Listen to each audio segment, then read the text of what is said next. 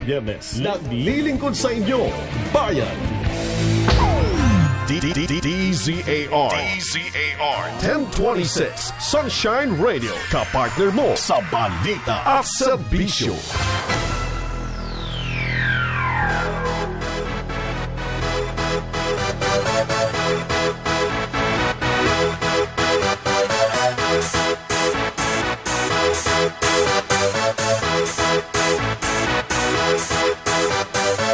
Y'all ready for this?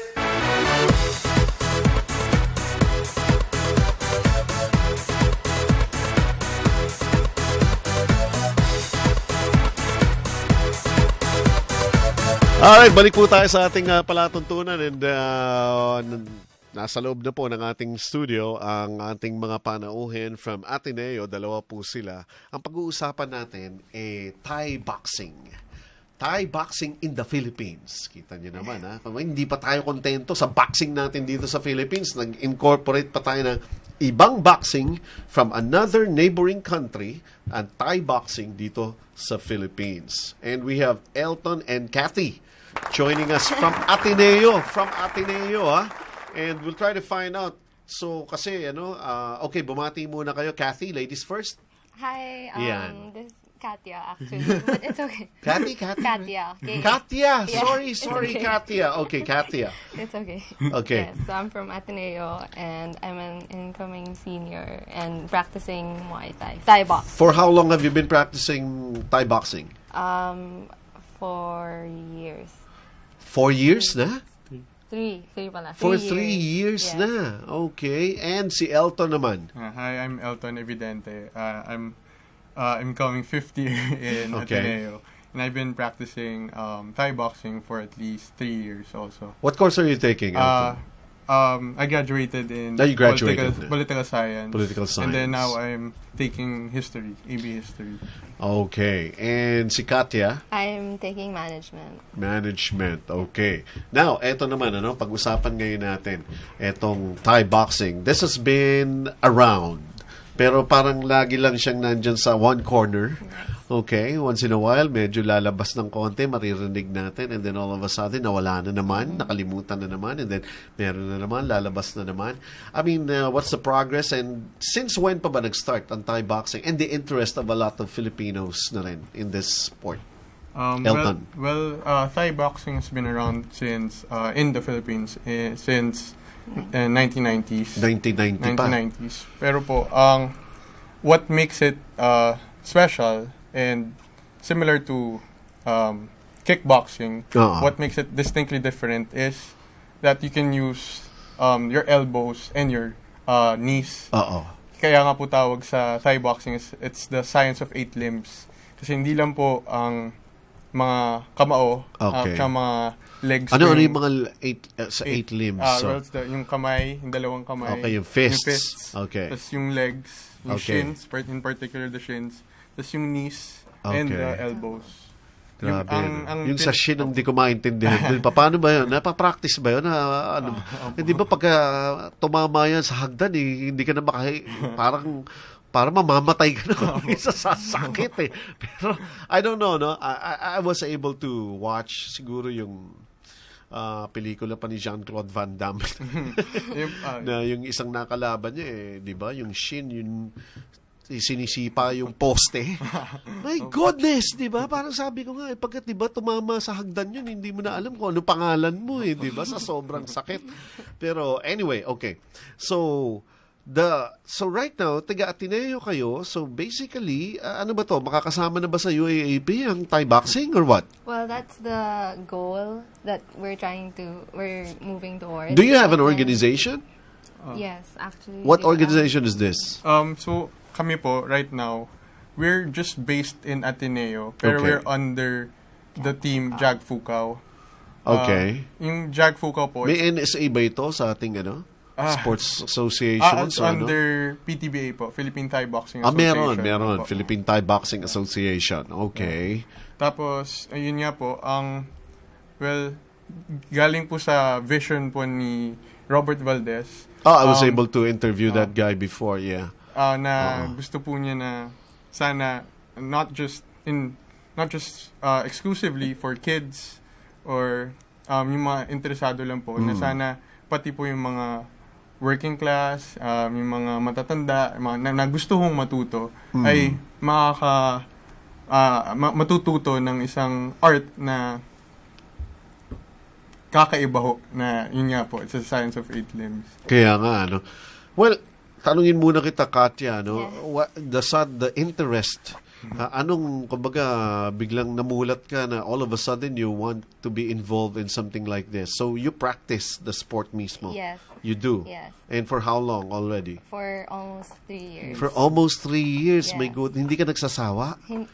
Hindi pa I ba masakit ang love it. katawan mo? But I started it like just for fitness, and then I learned to love it because the sport, it's very like you learn talaga from it, and then so yeah, I guess that's why. Explain I to stuck me with muna yung basic, ano? So, if we're gonna be watching Thai boxing, like for instance, ano? So, we're there kung saan man ito gaganapin. So, there is a ring, parang sa boxing ring din, ano? Pareho na size and everything, di ba? Okay, so there are 2 fighters. Okay, so paano ito? Paano ang sistema ba nito? So, one thing that we've noticed is that when you're watching it on TV, di ba? Parang, kunyari, ano ba to? Do you wear any gloves or something? You do. Yes. Okay, so parang boxing. Then all of a sudden, sumisipa na, uy, what happened there? Di ba? Parang ganun na yan. Ano? Yes. So, anong rules nito? Anong kakaiba nito sa boxing, or is that basically the same thing? Except that you can use your legs, of course. Well, ano po, ang PTBA, it's under Muay Thai amateur rules, meaning meron pong gloves, gloves, Full gear. Yes. headgear, Ah, may okay. body Shin. vest, may shin guards, tsaka elbow pads. Para kayo nagta-taekwondo. Opo. Okay. Somewhat similar po. Yeah. Pero yun nga po, ang main purpose po nun is to invite people na ito pong sport na to, as compared to yung recent sports na Okay. na for the spectacle, Oo. nais po namin ipakita na it's safe, and at the same time, it's a you can learn something more than the art itself, but also to the environment. Tsaka may sayaw-sayaw pa ito Opo. bago magsimula, di ba? Yeah, the Ganun ba? Ano traditional- pinag-aaralan din yung sayaw na yan? What do you call that? It's called the Y Crew. Y crew. Opo. Y crew. Why Y crew? Well, ano po? Hindi, po bakit siya? kailangan magsayaw-sayaw muna bago maglaban or something like that? It's a form of respect po. It's a form of Ah, respect okay. to both the opponent and the whole tournament. Na, okay, na may pinagdaanan tayong training, and now we're going to pay our respect to both our coaches, to our crews, and to the team, and to our opponent. Na, now that we were fighting. Ilang minutes per round? 3 po. Ilang Three- rounds three dapat? rounds po. 3 rounds. Tapos, maski sa babae, ganun din? Yes. Hindi to kagaya ng women's boxing, 2 minutes lang, pero 4 rounds. Hindi po. Yung amateur Equal boxing. rules, yeah. Ito equal din. Yeah. Ganun din. So, may sayaw-sayaw din. Opo. Tapos, ano rin, weight, By yung weight pareho by class. weights, di ba? Yes. Weight class kayo, di ba? So, ganun. Anong weight class mo na ba, Katya? Saan ka ba? I'm under 50 kilograms. Ano ba yan? Featherweight? We don't Hindi kayo ganun. Yung No. featherweight, It's by the pinweight, numbers ganun. talaga. Yung ganun. Kailangan ba parehong-pareho kayo? Hindi naman. Hindi More naman. or less. May range po. Yeah, May there's a range naman. Ikaw, Elton, anong... Lumaban po ako, nasa range po ako ng 127. 127. Okay. Nakailang panalo ka na, Katya? 1. One lang? Sa Yeah. 3 taon? Ilang Yeah. beses ka naman lumaban? I've only fought twice. And I only then fought twice. 1 loss, 1 win. Pero you've been in the sport for 3 years. So what have you Yes. been doing? Training. Training and training lang. Yes. For 3 years and you only fought twice. Okay, so And 1-1 ka na. I've also been teaching though, also. At saka nagtuturo Yeah, ka din. we've actually, we already have a class in Miriam. It's for their Ilan mga estudyante yan? from 40 to 50. more. Anong age range niya mga yan? High High school. schoolers. High school. Yes. Okay. Like that. Ikaw naman, Elton, I mean, anong record mo? Pareho po kami. Pareho rin kayo. 1-1 din po. 1-1 Yeah. din. So, parang, ang tagal ng panahon and then you fight 2 beses lang, di ba? Parang ganun. I mean, why does it take so long? So does that mean you're just basically concentrating on teaching, not exactly fighting or something? Ang ano po kasi, ang gusto po talaga ng team ng Jag Fukaw is just not to, is hindi lang po talaga sa mga kayang gawin ng individual na puro laban, puro exercise, puro training. Ang gusto rin po ng crew namin, si Crew Andre, na gusto rin po namin ituro sa ibang like-minded practitioners na gustong matuto, mostly the youth. Like for example, yun nga po sa Miriam, nagtuturo po kami sa Miriam. And this summer po, nagturo rin po kami na Jag Fukaw sa Ateneo rin po. Okay. Ano to, parang you charge something for teaching kids like this. Okay. And how many do you have right now sa inyong pool or something? Like sa Miriam, how many are you handling? 55, I think. 55? Ano yan? Pare-parehong session na kagad yan? Isahan na lang yan? Ano po kasi, ang sa Miriam po kasi, it's an org, it's an organization. Okay. Na required po ata yung mga students pumunta sa isang org. And they chose Muay Thai. Kaya ang dami yung pumunta. I see. Okay, so yun nga, no? So basically 3 rounds lang yan. Tsaka paano ano pala niyan? Paano ang decision ng judges niyan? Ganun din? You have 3 judges? Ganun din yan? I mean, how do they judge everything? Paano nagka-count yung points? When you get hit, like parang boxing? It's somewhat similar to boxing, pero ang mas kasi you have gears right now. Yeah. So nasaan ang puntos diyan pagka tumama saan not ang puntos necessarily niya? Naman po na may point system kapag tumama sa okay. sa best. It's more on you showing the technique and who was more aggressive and who dominated the fight. So basically, what are we talking about in here? This is a far cry from all of the rules of professional, from what we are seeing on television sometimes, yung mga ganun. Well, I wouldn't say that it's different in a way na sa boxing po na may point system po talaga. Well, but in pro, I mean, hits na yung binibilang ng mga judges dito. It's not the technique anymore. No. It's still the same thing? Yeah. It's still the same thing. Yeah. Okay. So, paano yun? Okay, yung technique, so... Kasi minsan po, may mga opponent, may mga lumalaban po na bara-bara na lang po. What if you get knocked out? Di talo ka, ganun yun. Basta automatic yun. If you get knocked out, if you get hit, di ba? Knocked out ka, wala na yun. Mga TKO talaga. There's the 10 count. Meron din bang knockdown lang? You get counted? Yeah. Yes. Tapos nakakatayo ka pa? Ganun din. 8 din. Pareho pa rin. Pareho pa rin.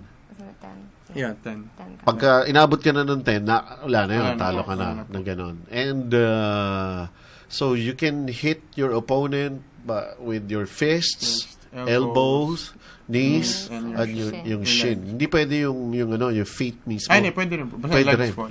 Pero yung sa ang difference po kasi isang Thai kick from any other kicks. Ang sa Thai kick po, ginagamit po talaga yung shin. Kaya po in Thailand, meron po silang tradition doon na sinisipa po nila yung banana tree. Yun nga eh. Para patayin po yung nerve sa shin. Which is... Gaano katagal yun bago mawala yun? Well, ngayon po na we've been training for at least 3 years. Na bag lang po yung... heavy bags lang po yung... Siguro sa atin wala nang puno ng saging dyan. Puro bag lang po yung sinisipa. Puro bag, okay. Pero sa umpisa, masakit, Opo, yun po yung usual na reklamo ng mga baguhan po na students. Kaya nga. So, ibig sabihin ngayon, pagka tumama yung shin ninyo sa hagdan, wala na kayo nararamdaman. Yun po yung joke na, yun po yung joke namin. Di ba? Opo. So, hindi, totoo nga ba? Opo, minsan po. Really? Hindi po siya ganun kasakit as compared to a person who hasn't been training and wow! doing Thai boxing. Okay, yan Opo. That's very interesting. Okay, now, do we have tournaments that we can watch or something like that? Well, our Jag Fukaw is trying to organize under the PBTA a fight for like tournament for July. For July? Yes. Malapit na yun. Yeah. But we're trying to we're trying to get more sponsors, and like we're trying to arrange the May venue na ba kayo?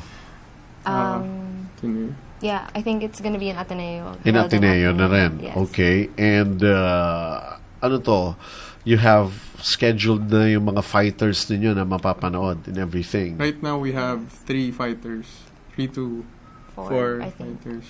Konti pa yun. Pero ano po, from art. Marami pa po. Sa amin, sa okay. Etong mga 3 or 4 fighters ninyo, I mean, they just fight for what? Nothing? May trophies and everything, ganon? Medals. Medals. Yes. Sila, ganon. And these are fighters na who have been involved in the sport for a long time na rin. Mga kaklase nyo ba to or what? Or, sometimes po kasi since it's open to everyone. It's open? Yeah. Okay. Well, not sa team po namin, sa Jive Fukao, since it's open na kahit sino pwedeng makipag-train, minsan po meron po talagang may mga dumadating na magaling na. And nasa coach po namin, kay Crew Andre po, yung decision kung gusto niya pong ipalaban yung member namin ng team. And for this summer, we've been training, and napansin po niya yung mga 4 fighters na yun ang pwedeng ipalaban na. So, yun po yung yun po yung basis. Okay. What else?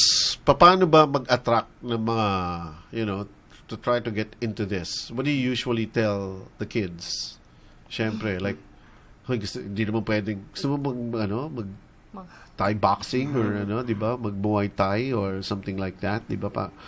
Like, for instance, sa Miriam, di ba? Yeah. I mean, well, we say first, it's for fitness. Okay. It's like to exercise, and then after that, we tell them that it's also like for self-defense, and then it's also like for the experience of interacting with a fellow teammate na you can express what you've learned and stuff. So ano ba? Like usually some of the stuff that a lot of siguro who will be interested is that magkano mga gastusin ko sa mga gears and stuff like that. Ano ba mga gears na kailangan? Well, lalo na pagka nag-training pa lang sila. Initially, ang pinapadala na po ng coach namin when we go to training is gloves. Which we can buy where or something. Ano to? Pareho ba to ng boxing gloves? Yun na mismo, sa boxing gloves. Magdadala sila ng gloves. Sari-sariling gloves. At saka? Kasama po ng gloves or hand wraps. Hand wraps po. Sa loob po yung sinusuot po sa loob. So that your knuckles don't get... Okay. Yeah, hand wraps and shin guards po. Shin guards, okay. Yung nilalagay po sa leg po. Para when we do partner... So, pwede yung mga nasa taekwondo? Pwede yun? Yung mga... Iba po yung sa taekwondo. Kasi yung sa taekwondo po, ang shin guards po nila is yung sa shin lang po talaga. Ang difference ng shin guards sa Thai boxing is meron pong protection sa instep. Sa instep ng foot. But where do you get them? Well, ngayon po, sa mga... Sports stores na po, meron na po. Meron na? Opo, meron na po talaga yung mga shin guards ngayon.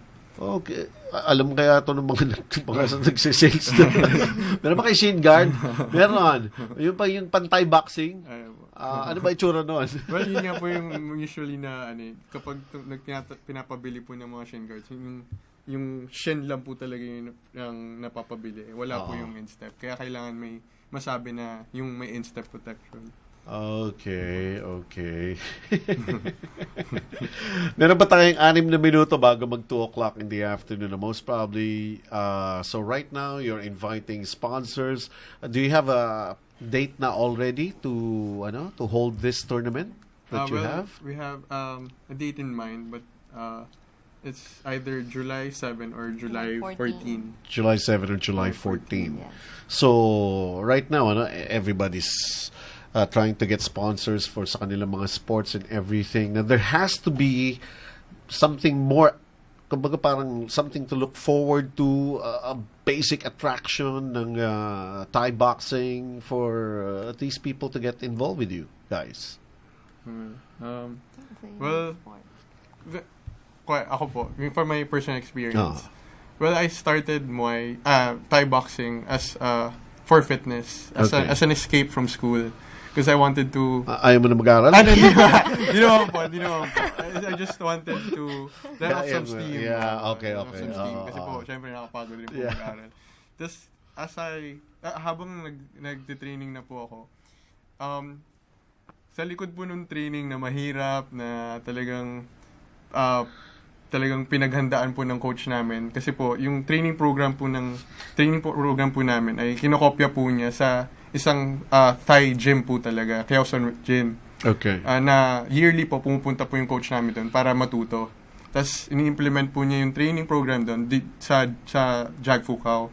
And, aside from that training program na maganda ho talaga, na focus po kayo talaga sa technique, yung environment po ng gym it's very like family.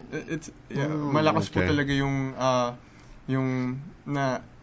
camaraderie, yung friendship Our na relationships nabubuo. with each other get Kasi po, stronger because when we train, of course, when you train your techniques, you have to do it with another person. Yeah. So, kumbaga, nagsusuntukan talaga kayo. Oo. Pero after that, nagtutulungan po kayo na, mali yung ganito mo, mali yung ganito mo. Okay. So, nawawala po yung galit mo or yung nagiging emotional ka sa training dahil gusto mong gumaling pa o gusto mong sakta yung kalaban mo. Pero, sa gym po, sa training mismo, wala pong ganong mga iniisip kasi gusto mo lang matuto at kaibigan mo yung yung kalaban mo. Okay. So, right now, do you have mga contact numbers just in case, they want to get in touch with you guys? Okay, well, we're inviting you to check out our Muay Thai Facebook page. Okay. It's Muay Thai Ateneo. Okay. So you can check that out, and then you can see the contact numbers of our coach, Crew Andre, and us as And well. training schedules and training fees. Ayun. Also the where it's located. Anong range ba ng training fees natin? It's per month usually, but then Okay. that's It because varies. that's because we're using the school gym though. But then outside it's a different price also. Okay. Anything else? Hindi naman ticket selling to mangyayari ng tournament sa inyo, di ba? For some, basically, ito lang yung parang yung mga kasama nyo na rin dyan, di ba? Parang nag-tournament lang naman kayo and then you're handing out medals para doon sa mga winners. Tsaka may mga exhibition din to, for sure. Ganun ba yun? Di ba? Kasi nga sabi ko nga, I saw an exhibition of that one before na interesting naman siya, pero parang hindi pa siya masyadong ma-pick up ng ng mga Pinoy, di ba? Dahil yung kasunod niya boxing So basically talagang boxing yung inaabangan ng mga pero yun nga, nakita ko nagsasayaw pa muna bago sila and parang exhibition lang naman, di sila nagtatamaan and everything. Pero maganda yung mga techniques, di ba? Yung mga movements na I don't know how to call them yet, di ba? I mean, kayo mas alam niyo yun. And siguro mas kailangan pa natin nga ng more exposure. Siguro yung talagang maraming event na ma-hold kayo para mapanood. At saka para matutunan din ng mga interested, lalong-lalo na kayong mga bata, di ba? Na siguro baka puno na yung karate, puno na yung taekwondo, di ba? Baka puno na yung mga yun, sumubok naman sila nitong di ba? Philippine Thai boxing. Okay? So, that's very, very good. Anyway, Katya, Elton, thank you very much. Just in case na meron pa kayong mga, nakalimutan right now, you want to get in touch with us again, sabihin nyo lang. And you're welcome na bumalik. Thank you. Yes, At saka balitaan nyo rin kami sa naging resulta. Thank you for inviting us. Yes, Thank you very yes. much. Okay. Oras po natin. Ako, segundo na lang at patapos na itong ating programa. Ay, gusto ko lang pala magpasalamat dahil we can be heard all over the world.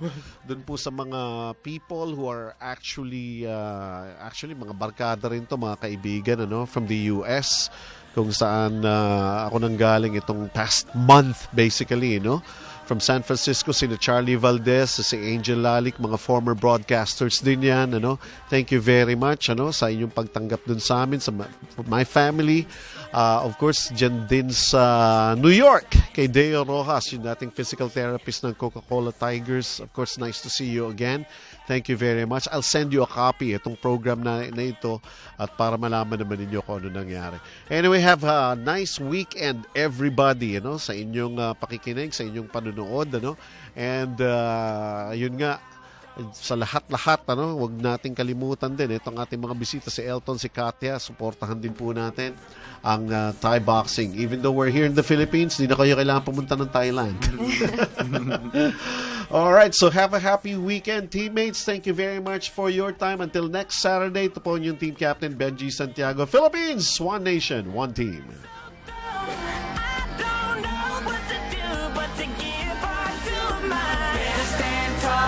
Calling you out, don't bend, don't break, baby, don't back down. These are my confessions.